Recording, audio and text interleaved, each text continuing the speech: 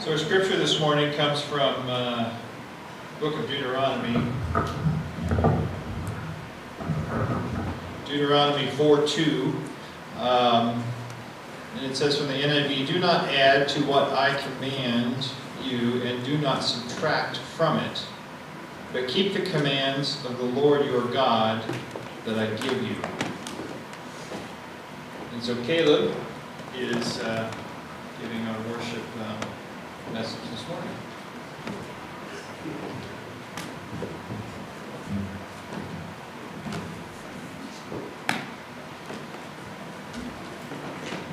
Just from this slide, what do you think this sermon is about? Persecution. Somebody that's confined. A life behind bars. Slides aren't working.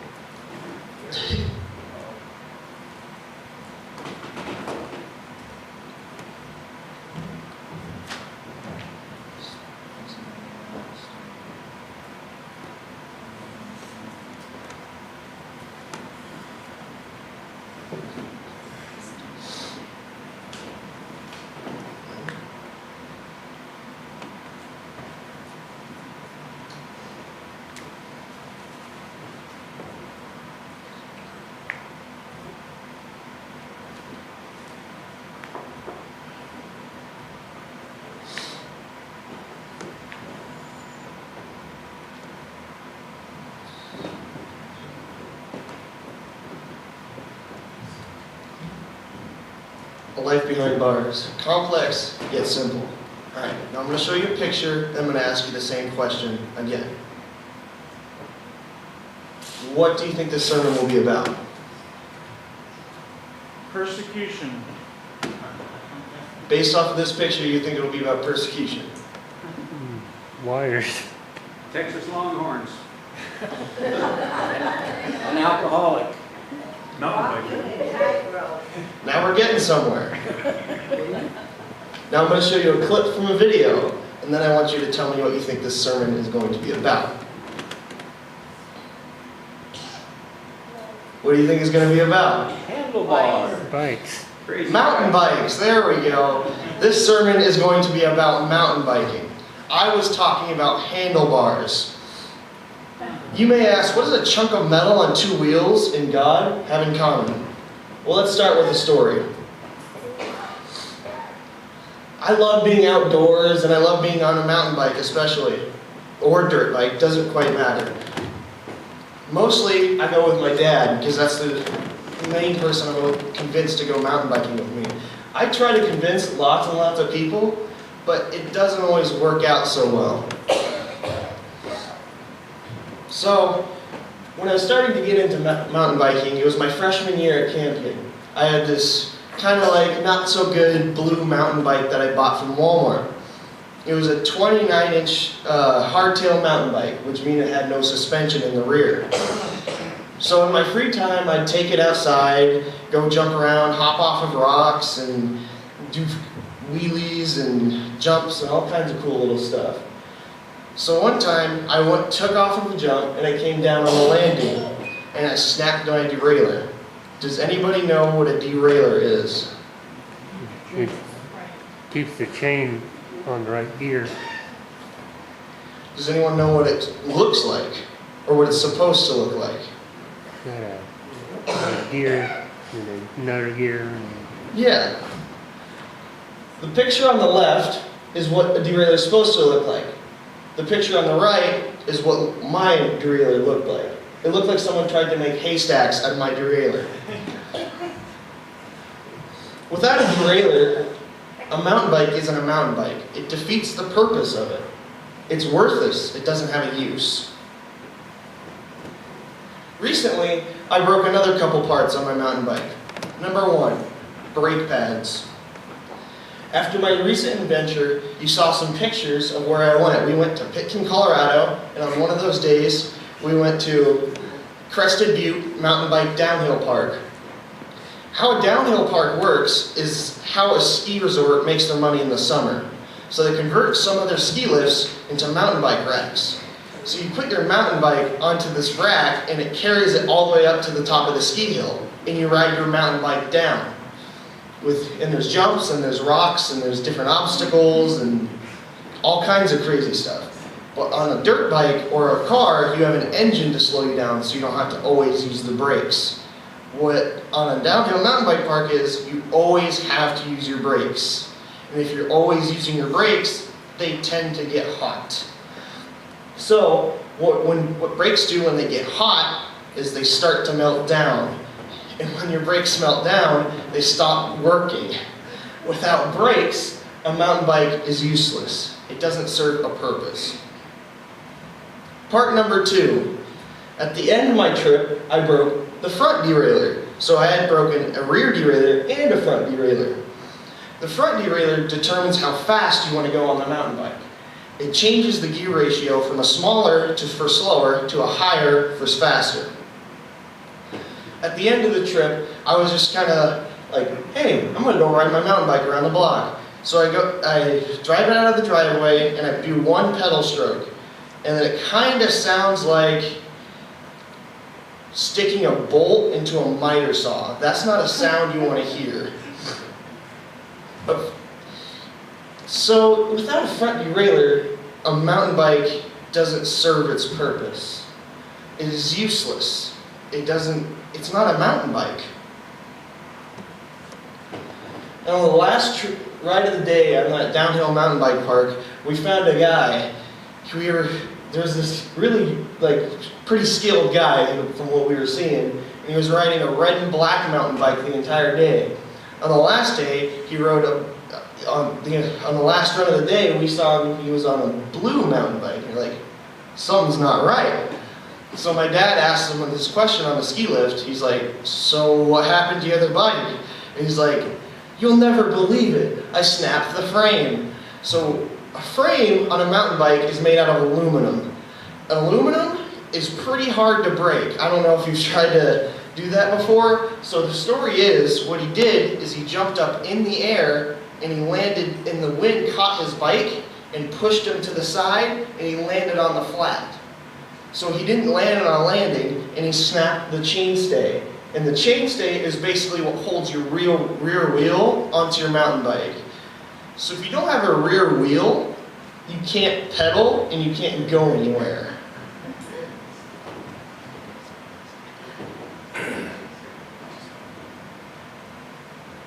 We'll skip this slide because I have an object lesson that's not here yet. Okay, so based on this picture, what do you think's going on? What's the rest of the picture? Making a jump. You're jumping and going to land on something. Is he 500 feet in the air, or is he 10? And Is he jumping over a shark? Maybe over a tree or a rock. He's jumping over another biker.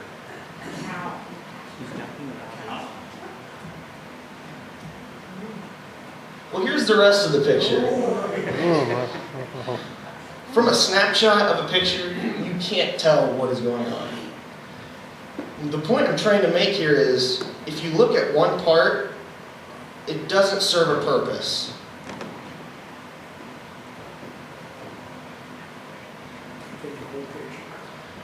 Now we're going to talk about a Bible story. Would someone read 2 Kings 6:12 through 17 for me?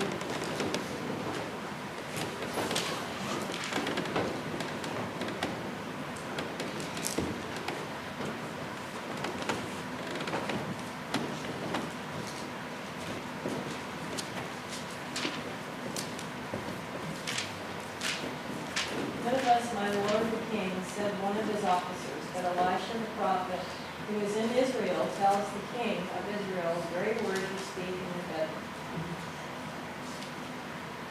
Someone want to read verse 13? So he said, go and see where he is, that I may send to get him. And it was told him, saying, surely he is in Dothan. Can you continue to read? Sure. Therefore he sent horses and chariots and a great army there. And they came by night and surrounded the city. But when the servant of the man of God arose early and went out, there was an army surrounding the city with horses and chariots. And his servant said to him, Alas, my master, what shall we do? So he answered, Do not fear, for those who are with us are more than those who are with them. And Elisha prayed and said, Lord, I pray, open my eyes that he may see. Then the Lord opened the eyes of the young man, and he saw, and behold, the mountain was full of horses and chariots of fire all around Elisha. The servant didn't see the full picture, just like you didn't see the full picture. The servant only saw the one nearly useless part of the picture, the human part. We are useless on their own. They are useless on their own. Just like us, we are useless on our own. We need a higher power to put us together. We need God. So, was it 2 weeks ago? I think my mom talked about a story about bread. Would someone like to read Mark 8, 11 through 21? It's not that long if you're worried about the numbers.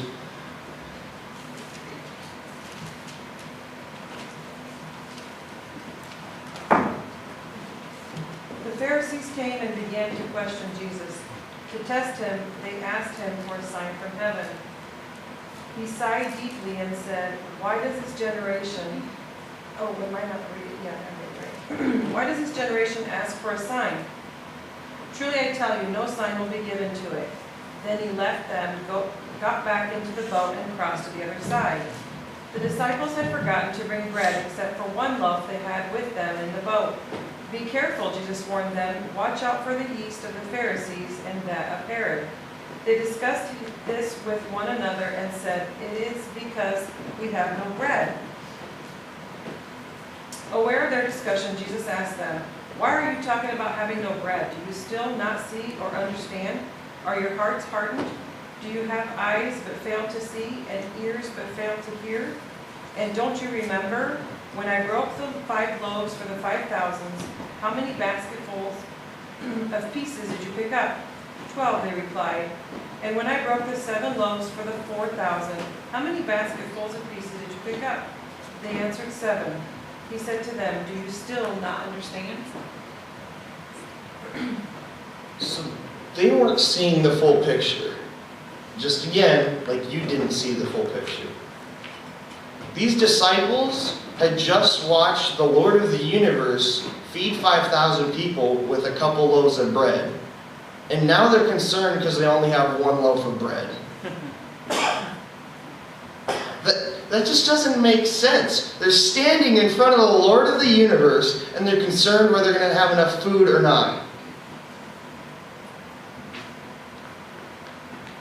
They did not see the full picture.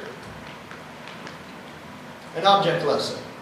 I've had this Gatorade sitting here the entire time I've been talking. Do you think this is the only Gatorade that I have? Could be the only one. Is it? Maybe, maybe not.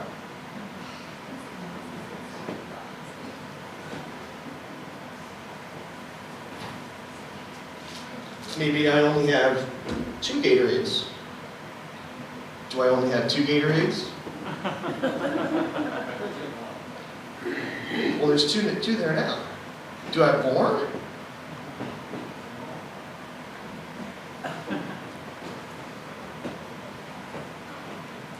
Well, now I have 4 Gatorades.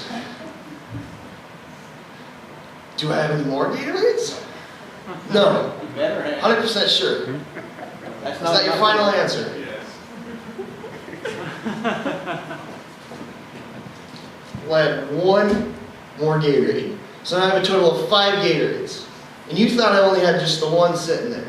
You didn't see the full picture. Just like the servant didn't see the full picture, and just like the disciples didn't see the full picture. Now for the second part of my object lesson.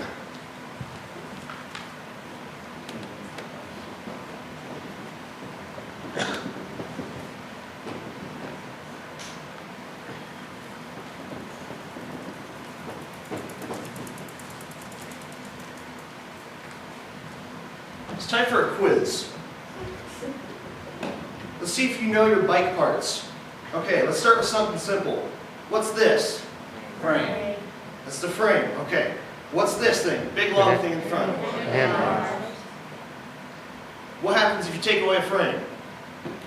No Don't mountain go bike. anywhere. What happens if you take away a handlebar? You can't steer it. Okay, let's try to get a little bit harder here.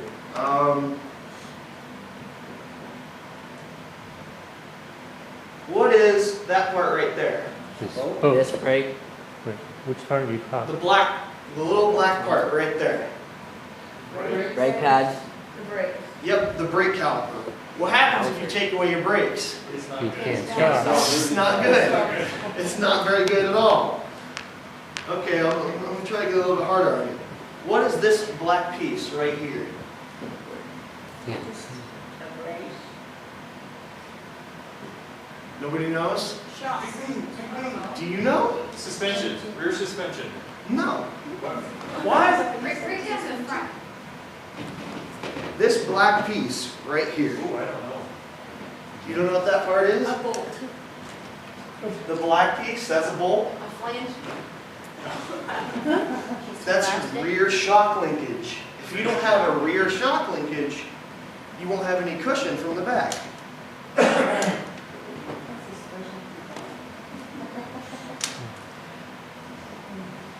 Okay, what's this part right here? It's a derailleur. Derailleur. What happens if you don't have a derailleur? Don't go anywhere. You can't pedal your bike.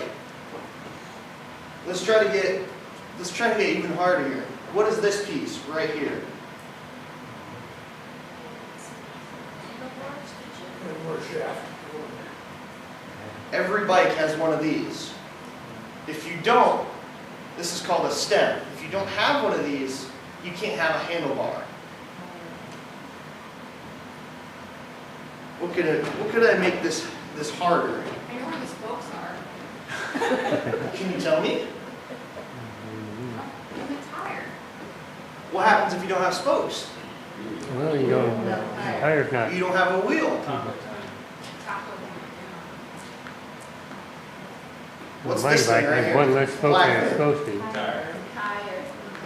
There's two of them. What are they used for? Make you go. Rock top of the dirt. What happens if you take away your tires? Well, You can't you go can anywhere. kinda. Well, you can, but there's no traction. Yeah. And if you don't have traction, you're not going to stay on the bike for very long. What's this right here? This is easy. That's a seat. The seat. What happens if you don't have a seat? You get it. It hurts to sit on it. Standing up the whole time. You're going to have a lot of back pain. Yeah. Okay, that's the end of my quiz right there.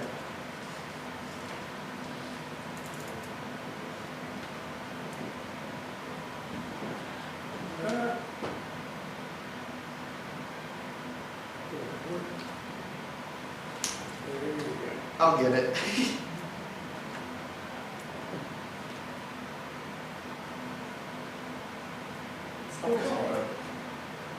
That works. So if you take away any of those parts, the bike doesn't function, right? But to keep your bike working, you need maintenance. Bikes require maintenance. Whether that be fixing the tube when it gets flat, or changing the tires when they get bald. Just like our spiritual bikes. Without maintenance, we get rusty, we get old, we don't function as well as we used to.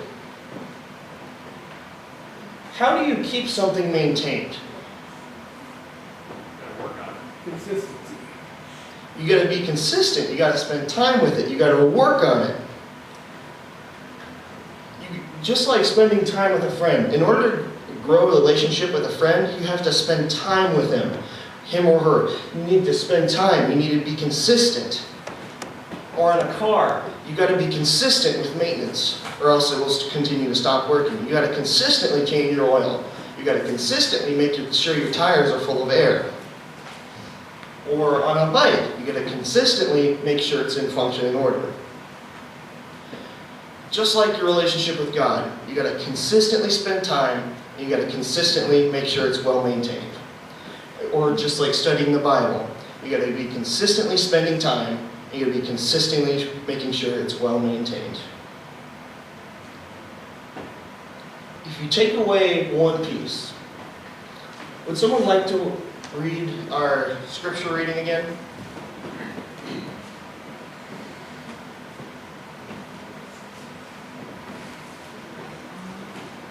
Do not add to what I command you, and do not subtract from it, but keep the commands of the Lord your God that I gave you. Even God told us that if we took away a piece from the Bible, it wouldn't be useful. If we add to it or we take away from it, the Bible doesn't serve a purpose. Just like the bike, if we add from it or take away from it, it doesn't serve a purpose. Overview. Keep your spiritual bike maintained. Make sure it's in working order. Spend time with it. Spend time with God, making sure your relationship with Him is maintained. Let Him show you the full picture. Don't just center in on one part of the bike. You've got to look at the whole thing if you want it to work. Don't be the servant and only see what you choose to see. Moral is, let God maintain your spiritual bike. Let Him help you get it ready for the tough terrain of life. Hopefully you learned today why life behind bars isn't really that bad. Handlebars, that is.